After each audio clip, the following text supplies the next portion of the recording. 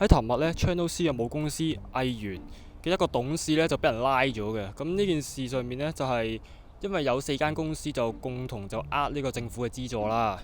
咁而其中呢，有2間呢，就懷疑應該同 Channel C 有關嘅。咁第一間呢，就啱啱所講嘅藝源，第二間就係臥龍。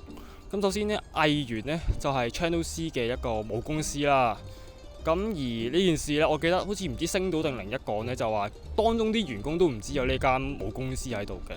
咁而其中嗰個董事呢，就係一個女士，咁就俾人拉咗㗎啦。咁之後呢，咁另一個即係點解要講另一間臥龍呢？咁就係因為發覺藝源同埋嘅呢個女董事啦，同時都係呢間臥龍嘅董事，而臥龍嗰個董事呢，亦都係藝源嘅董事，咁啊係一個男人嚟嘅，就懷疑呢兩個人啦，或者呢2間公司係有關係啦。咁但係佢2個有關係有冇問題呢？其實都冇嘅。咁個問題就係咩呢？咁就係佢哋做假數，係啦。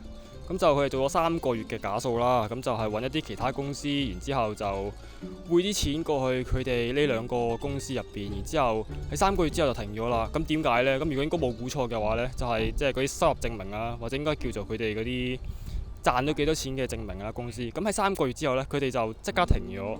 咁而呢，差佬嗰邊呢，就查到佢哋就3個月後突然之間冇晒筆數啊，突然間冇晒錢，咁就覺得好奇怪啦。咁就懷疑佢哋。其實都唔使懷疑啊，都好明顯㗎啦，應該做假數㗎啦。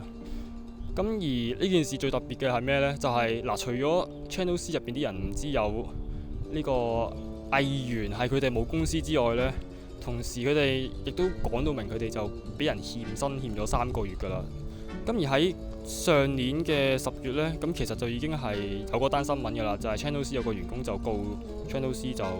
咁欠薪即係代表啲咩呢？即係代表間公司冇錢啦。咁而今次呢，即係正如我啱啱所講，已經係有員工就係呢一排已經係欠薪咗3個月。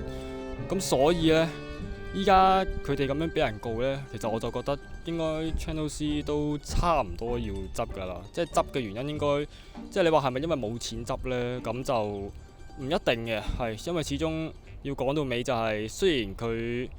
即係資助啦，咁都有翻啲錢出嚟嘅。咁第一間公司應該冇咁快會冇晒錢㗎嘛。咁最大個問題係咩呢？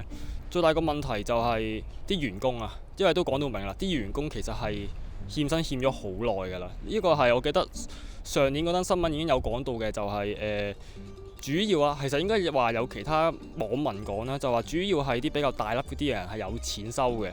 咁但係呢，細嗰啲員工呢就冇錢收，係啦，因為就駁佢哋唔出聲啊嘛。